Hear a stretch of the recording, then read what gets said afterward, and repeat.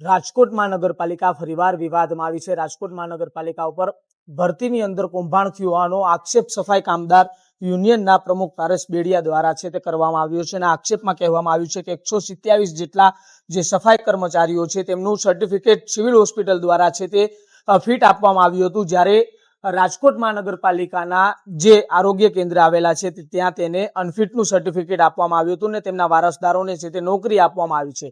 સાથે સાથે આ જે દ્રશ્યો દેખાડી રહ્યું છું, ડોક્ટર જયેશ વાકાણી છે આરોગ્ય અધિકારી, તેઓ છે તે તેમના ઉપર પણ આક્ષેપ થયા હતા। સાથે સાથે જે ભાજપના નેતા છે તેમના ઉપર પણ જે રીતના આક્ષેપ છે તે આ મામલે થયા હતા, પરંતુ ક્યાંક તેઓ છે તે આ વાતને નકારી રહ્યા છે અને કહી રહ્યા છે ખુલાસાની અંદર કે જે પણ આક્ષેપો થયા છે તે માત્ર ને માત્ર છે તે આક્ષેપો છે, કોઈ વસ્તુ સાબિત નથી થતી। અમે જે ભરતીઓ કરી છે તે જનરલ બોર્ડની અંદર ઠરાવ કરીને જે કાયદેસરની પ્રક્રિયા હોય છે તે મુજબ જ ભરતી છે તે કરવામાં આવી છે, પરંતુ જે રીતે એક તરફ છે તે ડોક્ટર જયેશ વાકાણી અને ભાજપના નેતા ઉપર આક્ષેપ થઈ રહ્યા છે આ ભરતીની અંદર કૌભાંડ થયું હોવાના, ત્યારે હવે સમગ્ર મામલે છે તે મહત્વની તપાસ છે તે શું કરવામાં આવે છે અને આ ભરતીની અંદર કૌભાંડ થયું છે કે કેમ તે અંગે ખુલાસા કરવામાં આવે છે કે કેમ તે જોવું અતિ મહત્વનું રહેશે। પરંતુ અત્યારે તો ડોક્ટર જયેશ વાકાણી છે તે મીડિયા સામે આવીને બોલવાની છે તે ના કહી રહ્યા છે। મારું નામ પારસ બેડિયા છે, હું રાજકોટ કામદારનો પ્રમુખ છું। અમે અત્યારે આ પ્રેસ મીડિયાના માધ્યમથી જે પણ કૌભાંડ બહાર પડી ગયા છે એ અમારી પાસે જે વિજિલન્સ તપાસનો જે રિપોર્ટ છે એ આધારે અમે બહાર પાડીએ છીએ। અમે કોઈ પર એલિગેશન નથી કરતા કે ભાઈ આમાં અમે જે બોલી છે આક્ષેપો નથી, પણ રાજકોટ મહાનગરપાલિકાએ પોતે અમને લખી દીધું છે કે આટલા લોકો સંડોવાયેલા છે। હવે રાજકોટ મહાનગરપાલિકામાં જે કાયમી સફાઈ કામદારો છે તેમાં એના વારસ, એમાં સ્વૈચ્છિક રાજીનામાની સિસ્ટમ ચાલુ છે, એના વારસને નોકરી મળે। હવે નોકરીમાં મેડિકલના આધારે એ લોકોને સફાઈ કામદારો નોકરી મળતી હોય છે, પણ આ મેડિકલ કેવી રીતે કાઢે છે? જે અમારી સંબંધના દલાલો, એજન્ટો છે, આગેવાનો છે, એમાં મુખ્ય જે સૂત્રધાર છે મુકેશ પરમાર છે, જે અમારો સમાજની કહેવાતો પ્રમુખ છે, એ ભારતીય જનતા પાર્ટીનો બેનરનો દુરુપયોગ કરી અને બોગસ મેડિકલ સર્ટિફિકેટ કાઢે છે। હવે આ બોગસ મેડિકલ સર્ટિફિકેટ હોય શું? એકચ્યુઅલી તમને કહી દઉં, બોગસ મેડિકલ સર્ટિફિકેટ એ હોય કે કોઈ પણ સફાઈ કામદાર એ અનફિટ હોય તો એના બાળક, એના વારસને નોકરી મળે, ફિટ હોય તો નોકરી ન મળે। એમાં મુખ્ય બે બીમારી હોય છે, કમર અને શ્વાસ। પછી જેન્યુઅન કેસમાં જો બેડ રેસ હોય અથવા કંઈક ગંભીર બીમારી હોય તો નોકરી મળી જતી હોય છે, પણ મુખ્ય બે બીમારી હોય તેમાં નોકરી મળવાના ચાન્સીસ વધારે હોય છે। હવે આ કમર અને શ્વાસમાં આ લોકોએ એવું કર્યું છે, કોઈ પણ ફિટ કામદાર હોય જે કામ કરી શકે એ પરિસ્થિતિમાં હોય, ઘણા બધા વોર્ડ એવા છે જે સફાઈ કામદારો નિવૃત્ત થઈ ગયા છે અને એ જ વોર્ડમાં બધા કોન્ટ્રાક્ટમાં કામ કરે છે। હવે જે સફાઈ કામદાર અનફિટનું સર્ટિફિકેટ રજૂ કરે છે એ એમ કહે છે કે હું ફિટ નથી ભાઈ, મારી કામ કરવાની તાકાત નથી, તો એ વોર્ડમાં કોન્ટ્રાક્ટમાં કામે શું કામ દે? અને પાછા એ જે કામદાર છે એ કોન્ટ્રાક્ટની જગ્યાએ બધા પ્રાઇવેટ કામે 50,000 કરતા હોય સાઈડમાં। આખો ગંભીર મુદ્દો છે।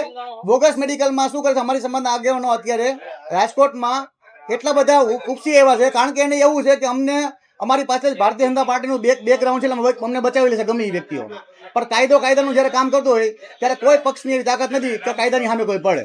આજે દર વખતે અમે આ બાબતની રજૂઆત પણ કરી હતી કે આ લોકો ભારતીય જનતા પાર્ટીનો દુરુપયોગ કરી અને બોગસ મેડિકલના મોટા ભાઈ સેટિંગ કરે છે। અત્યારે 187 જણા જે રાજીનામા મંજૂર કર્યા એમાંથી મોટા ભાગના લોકો છે એ ફિટ છે, કામ કરી પરિસ્થિતિમાં છે, છતાં લોકોને અનફિટ જાહેર કરી અને એ લોકોને રાજીનામા મંજૂર કરી નાખ્યા। આ બાબતે એ લોકો એક કામદાર દીઠ 2 લાખથી લઈને 3 લાખ સુધીનો તોડ કર્યો છે। અમારા પાસેના પુરાવા છે, આવનારા દિવસોમાં એ પુરાવા બહાર પાડશું, ધીમે બધા અમે પુરાવા બહાર પાડશું। હવે આ બાબતે જ્યારે અમારા દ્વારા વારંવાર આરટીઆઈ કરવામાં આવતી કે ભાઈ બોગસ મેડિકલ સર્ટિફિકેટ જે કાયદા છે તેમાં તપાસ એની ક્યાં પહોંચી, વિજિલન્સ તપાસમાં કોના નામ છે, કેટલા નામ છે, શું એમાં નિવેદનો આપ્યા છે, એ બાબતે કોઈ નિવેદનમાં કહી દીધું। હવે આ અમે અમારી રીતે એને ખબર નથી, અમારી પાસે આવી ગયું હતું, અમારી રીતે અમે અમારા સોર્સથી આ બધું કઢાવી અને આમાં આખો આ જે વિજિલન્સનો રિપોર્ટ છે, રિપોર્ટમાં એવું લખ્યું છે મુકેશ પરમાર, શ્રવણભાઈ, લલિત, ભગીરથ, દીપક વાઘેલા, આ તમામ લોકોએ બોગસ મેડિકલ સર્ટિફિકેટ કાઢ્યા છે। એ લોકોની ઉપર આઈપીસી કલમ 467, 468 એ મુજબ એના પર ગુનો દાખલ થાય। હવે આ જે કલમો છે એમાં 10 વર્ષથી લઈને આજીવન સજાની જોગવાઈ છે, કારણ કે સીધું તમે સરકાર સાથે છે સેટિંગ કરો છો, સીધું સરકાર તમે ખોટું કરો, ભ્રષ્ટાચાર કરો છો। વારંવાર કમિશનર સાહેબને રજૂઆત કરવા છતાં પણ કમિશનર સાહેબમાં ખબર નહીં શું છે, કોઈ જાતની બસ તપાસ કરજો। કમિશનર સાહેબ ક્યારેય પણ કોઈ જાતનો પોઝિટિવ જવાબ ક્યારેય આપ્યો નથી। એ સફાઈ કામદારના કોન્ટ્રાક્ટના પીએફઈએસઆઈ બોનસના કૌભાંડો હોય, એ ક્યાં બોગસ મેડિકલના કૌભાંડો હોય, ફક્ત તપાસ અમે નાટકો કરે છે, નાટક સિવાય કરતા નથી। હવે લેખિતમાં અમે આપી દીધું કે આમાં ભાઈ આટલા લોકો સંડોવાયેલા, તમે એમાં એફઆઈઆર ફાળો, છતાં શું કહે છે અમે તપાસ કરશું। આમાં વિજિલન્સની ઓફિસરની સહી છે, સુરક્ષા અધિકારીની સહી છે, એ સહી કરેલી છે આઈએસ અધિકારીની, બરાબર, છતાં લોકો તપાસ અમે કરશું।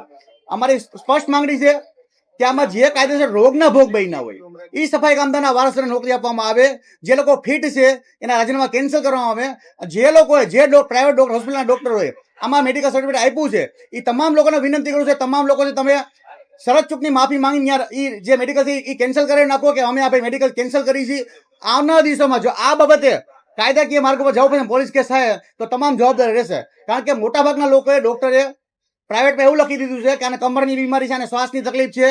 અને આ જે ઠરાવ કર્યો રાજકોટ મહાનગરપાલિકાએ નવો ઠરાવ, એ ઠરાવમાં ક્યાંય પણ એવો સ્પષ્ટ ઉલ્લેખ નથી કે સફાઈ કામદારને પ્રાઇવેટ મેડિકલના આધારે રાજીનામા મંજૂર કરવા. આ અમારી પાસે ઠરાવની કોપી પણ છે, છતાં લોકો રાજીનામા મંજૂર કરી નાખે છે. કારણ કે ક્યાંક ને ક્યાંક બધા અધિકારીઓના અંદર હપ્તા બાંધેલા છે, બધા સેટિંગ કરેલા છે, નીચેથી ઉપર 5,000, 10,000, 15,000 એવા બધા હપ્તા બાંધેલા છે. આવનારા દિવસોમાં એને પણ એક્સપોઝ કરવાના છે. આ ઠરાવમાં એવું કીધું છે કે રાજકોટ મહાનગરપાલિકાના આરોગ્ય કેન્દ્રના એમઓએચ દ્વારા મેડિકલ સર્ટિફિકેટ રજૂ કરવામાં આવશે અને એ લોકો મંજૂર કરશે.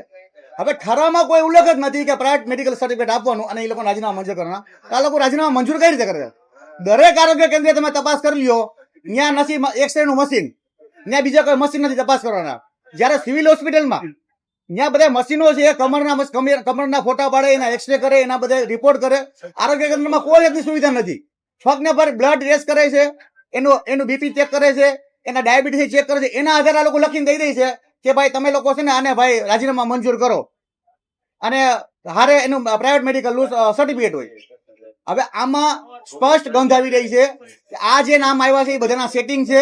અને એક રેકોર્ડિંગમાં અમારે એવું પણ બોલે છે એમાં કે તમારો કાર્યકર્તા મુકેશ પરમારથી ફોન કરે તો અમે લોકો છે તમારા મેડિકલ સર્ટિફિકેટ કાઢી દેશું. આવું યશ હોસ્પિટલના ડોક્ટર દિનેશ ચૌહાણ દ્વારા સ્પષ્ટ બોલવામાં આવે છે રેકોર્ડિંગમાં. એનો મતલબ એવો થયો કે જે રાજકોટ મહાનગરપાલિકાના અધિકારીઓ છે એકદમ સ્પેસિફિક, એકદમ તૈયારી, ચતુરાઈપૂર્વક, બારીકાઈથી આખું ષડયંત્ર ગોઠવી અને કેને કેટલા હપ્તા આપવા, આમાં કોણ પૈસા કમાય, એ રીતના ગોઠવણી કરી છે. અમારી સ્પષ્ટ માંગણી છે આ બાબતે રાજકોટ મહાનગરપાલિકાના કમિશનર સાહેબ છે, કલેક્ટર સાહેબ છે, પોલીસ કમિશનર સાહેબ છે, આમાં એફઆઈઆર ફાડે. અન્યથા આવનારા દિવસોમાં જે લોકો રોગના ભોગ કાયદેસર બન્યા છે, જે લોકો કાયદેસર રોગથી પીડિત છે, એ લોકોને સાથે રાખી ડોક્ટર બાબા સાહેબની પ્રતિમા હોસ્પિટલ વખતે મારા દ્વારા ઉપવાસ આંદોલન કરવામાં આવશે. અને એમાં કોઈ પણ પરિસ્થિતિ ઊભી થશે એની જવાબદારી રાજકોટ મહાનગરપાલિકાની અને જવાબદાર અધિકારીની રહેશે. આમાં મોટા ભાગના જે બોગસ મેડિકલ સર્ટિફિકેટ આપ્યો છે એ રાજકોટ મહાનગરપાલિકામાં રજૂ કર્યા છે. એટલે જવાબદાર જે આમાં છે એમાં એમઓએચ અધિકારીઓ છે, પછી એમાં એની કમિટી આખી છે, એમાં એક ડીએમસી પણ આવે છે અને આસિસ્ટન્ટ કમિશનર સાહેબ આવે છે, એને કમિટી હોય છે. હવે કમિટી જ્યારે મૂકે એ છે મંજૂર કરતા હોય છે અને આરોગ્ય કમિશનની જે ટીમ હોય એ તપાસ કરી અને જ્યારે એમાં એની જે ડીપીસી 2 એમ લોકો મંજૂરી આપતા હોય છે. એનો મતલબ સ્પષ્ટ થઈ ગયું. આમાં જવાબદાર જે અધિકારી હોય, મતલબ દાખલા તરીકે એસડબ્લ્યુ એમના કોઈ જવાબદાર અધિકારીઓ આવતા હોય. અત્યારે અમારી પાસે જે સહી એવી છે એમાં પ્રજેશભાઈ સોલંકી મતલબ પર્યાવરણ ઇજનેરની હોય. પછી એની અંદરમાં કેની કામગીરી આવતી હોય, એ કોણ કરતા હોય, એ એક તપાસનો વિષય છે. પણ એકચ્યુઅલી જે લોકો આમાં સંડોવાયેલા છે એ આરોગ્ય અધિકારીઓ આમાં સંડોવાય છે મોટામાં.